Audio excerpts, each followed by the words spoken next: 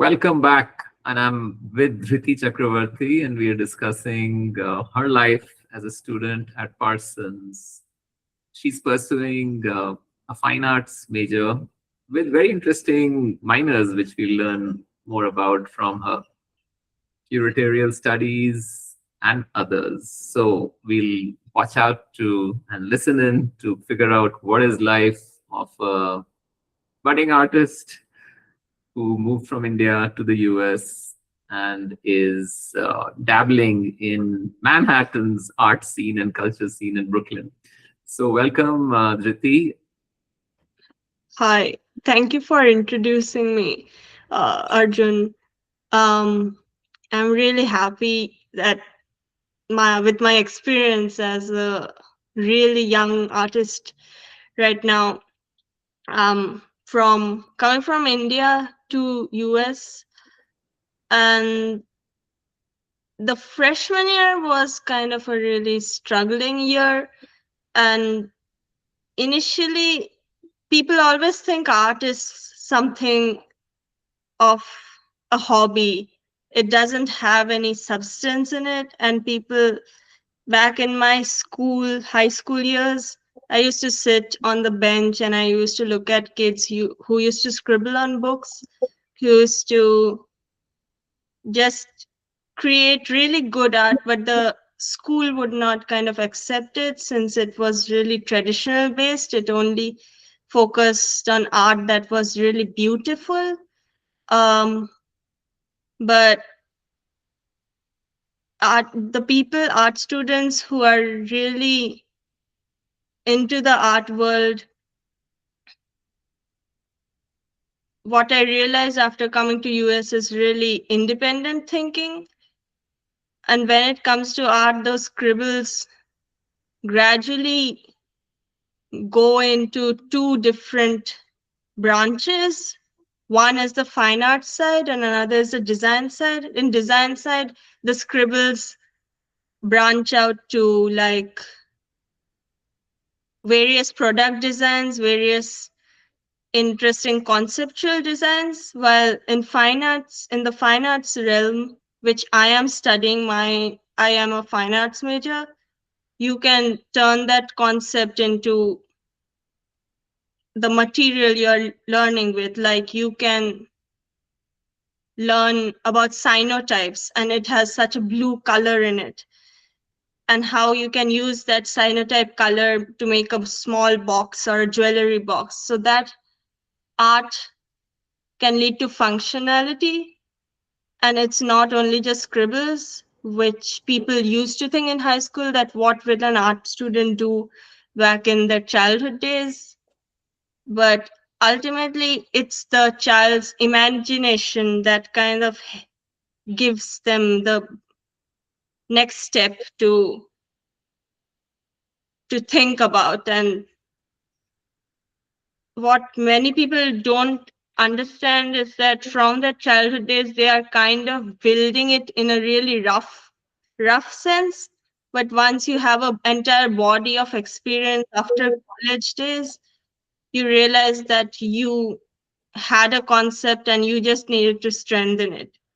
So yeah, that was my experience as to people who considered in India, where people did not like think art would have any importance. But when I came to America, since people are really individualistic, really creative in their mindset, they are like more risk taking. That the risk taking factor is needed in art, and that is the reason they could build onto the concepts and try to make something anew with the culture. What does culture actually mean in art? Yeah. So, that's really wonderful. There's so many misunderstood beliefs or even dysfunctional beliefs where we look at art as a career, which is for someone who's probably not good at anything else. And that becomes really a challenging thing to help people figure it out. Okay, there's a note taker. I'm gonna let the note taker in. Yeah. So we were talking about how people in general misunderstand different paths in the field of art. So thanks for giving a very simple but fairly conclusive, well thought out answer to the two different fields the initial scribbles of a student could lead to. Yeah. What do you think is becoming more valuable as a skill for budding artists? You mentioned imagination, so nurturing that individual sort of expression, noted. How does that translate into skill? And how does an art school nurture that skill? Or does it even do it? So recently, after the emergence of AI and technology, there has been a lot of conversation about AI and technology at Parsons since it's a really modern design school. So when it comes to the artist's creativity, imagination, and AI, you you kind of make two divisions as to what is traditional and what is digital, and whether they need to combine these two branches. And when it came to the conversation of technology and AI, um, the artist should kind of use use AI as a tool, not as like something to be consumed by it. Um, because me as a person, I gave more importance to the imagination that artist is having, and it's just that AI has kind of destroyed the mind or the will to focus in today's generation. That is why people are not kind of getting any ideas or the root conceptual scribbles or the things they used to make at childhood. Because recently, one of my batchmates said that when she used to work as a babysitter, she used to look at children who would just sit in the corner. They would not play. So it's kind of sad, but um, it's kind of sad as to they don't have the will to play um, in their childhood days, during their childhood days, where we would always go to the playground and kind of go and play with people, while play with the peer group of our age, while we and at the same time we will go to the balcony and kind of have fun and then do our scribbles, our drawings and everything. But children today are more kind of restricted as to they, as one of my batchmates mentioned about the babysitter, she had seen that there is no will to play with other people. They are just sitting at the corner looking at their tablets. So it's not that tablets or technology is bad. It's just that the artists today need to make use of the technology. And also in Miyazaki's Studio Ghibli, it's the same idea of handmade and technology, and how can one combine those two. Wonderful. I think this whole idea of imagination being doused at a very early age is such an important thread to go deeper into. Maybe as we continue our conversations over a period of time, I'll definitely come back to you on more thoughts on this. Looking at your areas of work, can you describe why you choose fine arts and not design? and also the two minors that you're now pursuing. This seems so fantastic. Graphic narratives, then there's curatorial studies. How does one even decide those things? Thank you so much. The first one is my parents and I had have intense discussions about what am I going to do with art and everything. Like, art is such an independent yet precarious um, area to look at, since you have to work independently and be like cautious of what curatorial branches are present, what gallery you can work in, or what happens in fine arts, or what design happens. So the first one is the help of my parents. The second one is how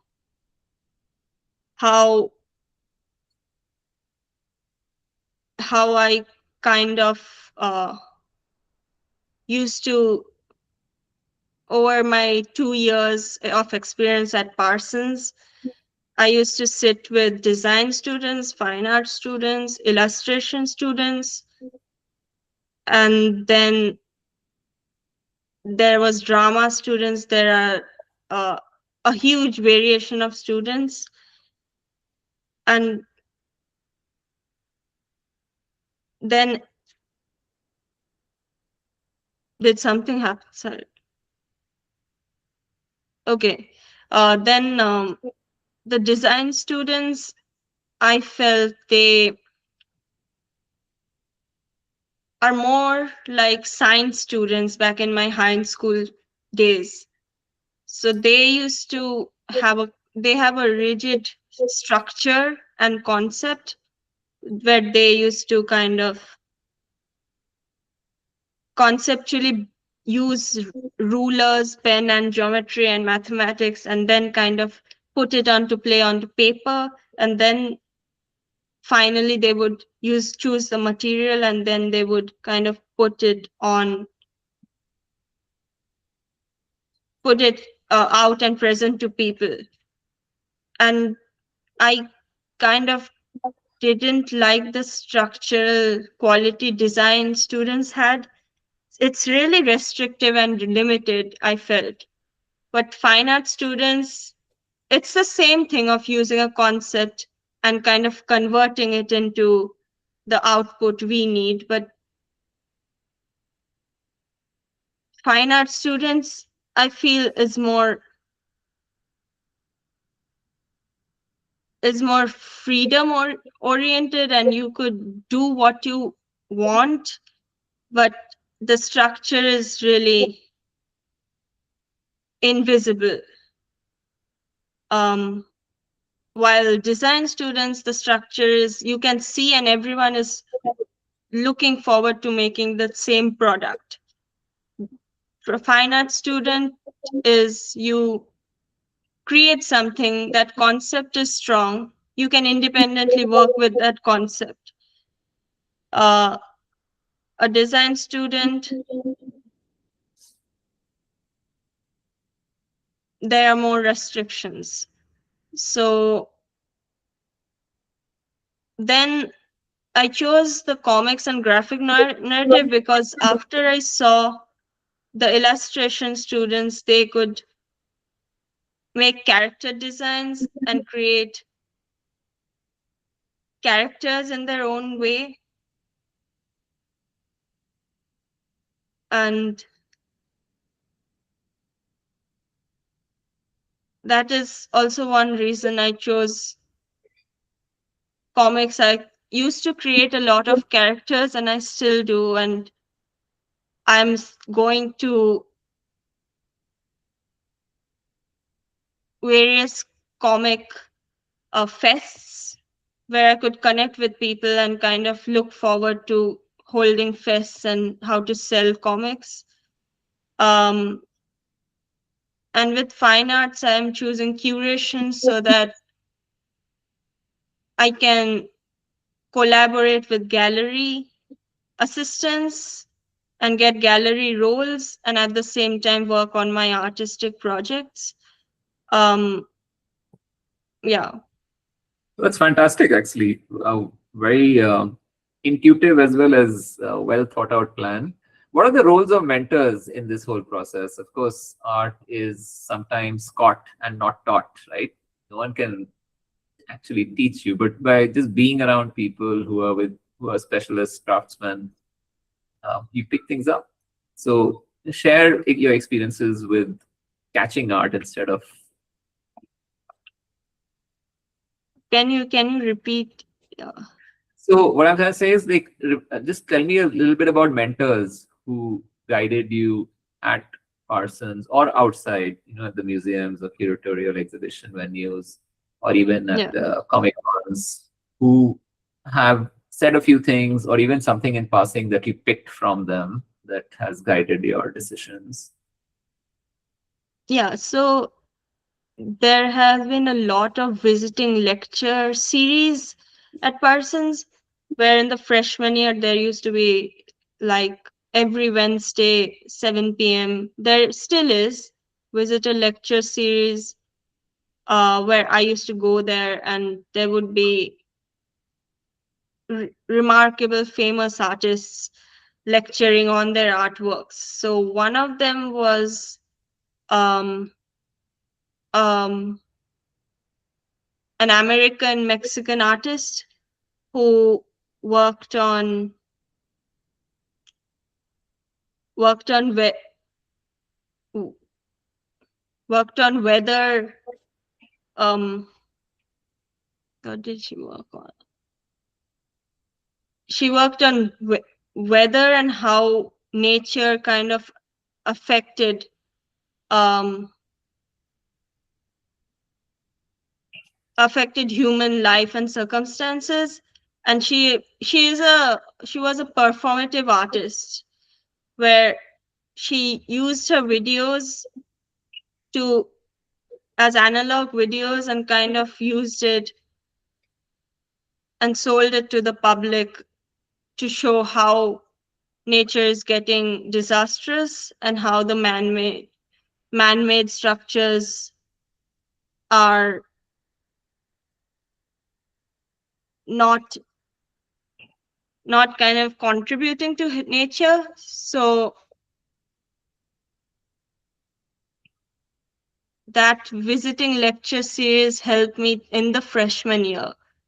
And there were two professors, one professor who taught me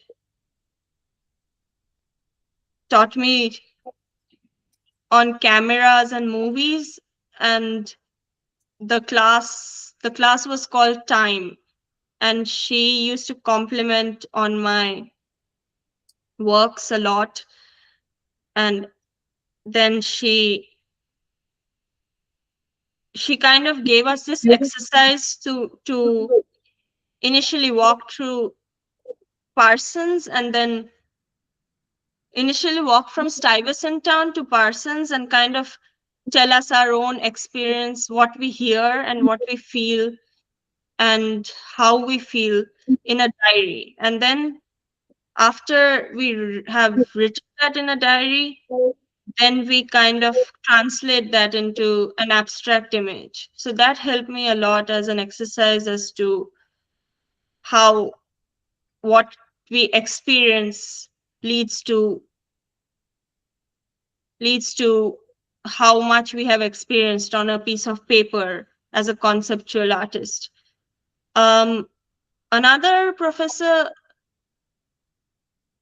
helped us helped me to push more. Actually, all professors in Parsons helped me a lot to push more. But there was this one Trinidad Canadian professor who helped me, told me to take more risks. So in my artwork. So as an artist, you need to imbibe risk in your artwork. And for her class, my artistic influence was Adrian Piper. And what I did was I went to Harlem and kind of interviewed maybe 20, but out of 26 people, replied, and I interviewed them on the streets of Harlem. So that was the first risk as a 17, since I wanted to kind of go out and talk more. I was a really shy kid in my high school years. So the freshman year overall kind of broke my line as to talk more and just to talk a lot with people and professors. And there was this another professor who is a curatorial professor, and this is the professor who would always help me and give me a lot of books in my during my college years. And we I often use I often email him as to what are the book recommendations, and he gives me. Another professor gifted me a book on history of art. So it's a big chunk of it's a really fat book on the history of art and an encyclopedia of art. So he she used to teach objects as history. So I wanted to just strengthen my historical side on art. So I just requested her, and she gifted me this book. And then there was this note where she wrote like study well, and she wrote a really big note, and it was really heartwarming. Whenever I open it, I just read it. I just kept it inside the book. So yeah, these are. Wonderful. I mean, these are such real human experiences that college provides, and it's so exciting to see that you're such an absorbent. You absorb these messages from your teachers and move forward. So one last thing, as different professions, people look at success differently, right? So, but there's also something, as you grow in a profession, you realize the journey is not just about specific ideas of success. That okay, if I'm exhibited at so and so gallery, I'll consider myself successful, or I get this award for my art, maybe I'll be that successful. But there's this inner fulfillment, which is also extremely important, especially for artists, right? Uh, how would you kind of connect this? What is your idea of success as a college student in the short term, and how does inner fulfillment play a role in defining that success? um as a college student, um really ripe with energy. um my idea of success is has always been uh being really optimistic about what you do and optimistic yourself. um right now, as a college student in New York City, people are looking for apartments as well as doing internships, and one should kind of find joy in that hustle and bustle. um I have seen too many of my batchmates kind of randomly get um like almiras on the pavements, and they just take it to their apartments so that it just fits into their apartment. And it's hard, but it's kind of make do, and let's see what happens. um and if we don't try right now, we won't be kind of happy in the future. This is like, if you don't do all the hard work right now, um you kind of won't find success, but do as much as you can with your Parsons students. Go with them, go rent apartments, see houses. Where are the houses present? There are good houses in Bushwick. Many people are taking houses in Bushwick. Many people are taking houses in Brooklyn. Some houses are expensive, but still, if you could get a team of 4 or get a team of 3, you could make do in that apartment. Or and then you can do 2 internships or 1 internship. Um, Mhm. if someone is by themselves, they can do 3 internship and kind of um, try to see fit in the rent in New York City, because New York City is really expensive in that way. Um, Got it, Dhriti. So, talking about inner fulfillment is maybe too soon for a college student. Like they want to keep doing this to sustain energy for what they are really excited about, right? To yeah. survive is one thing, but to work towards your main goal, how does that connect with you? Life is hard in New York, in Manhattan, as a student, making life sort of ends meet.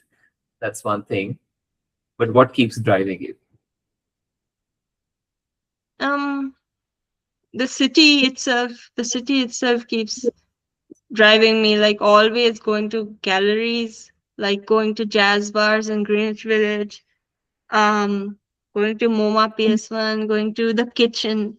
The Yeah. kitchen is like a small, you go enter a small lift, and then that lift takes you to the first floor, and it's the gallery. The arrangement of the gallery is really unconventional, and that is why you like it more.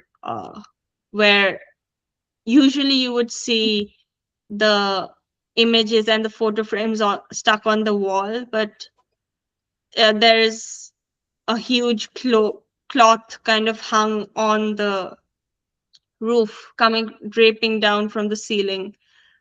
uh yeah. And then I go to printed matter. Printed matter is my favorite areas in New York City, where there are artist books. A lot of artist books, magazines are published there. mm, and there is there is always those Euro trucks throughout New York City, and there are always these pizza places. Where I am dorming, there is those 99-cent pizza slices. So Thank you, Dhriti. This is so wonderful to get a peek into your life and so many interesting details about living in Manhattan and being a budding artist. So, our thank you. viewers, I'm sure Dhriti will be happy to answer some of your questions if you can share comments or even send emails to me. I will send Dhriti's short bio as well, along with her kind of profile picture so you can connect the dots even after you watch this video. So look forward to staying in touch, Jyoti. Thank you again. Thank you. Thank you. Bye.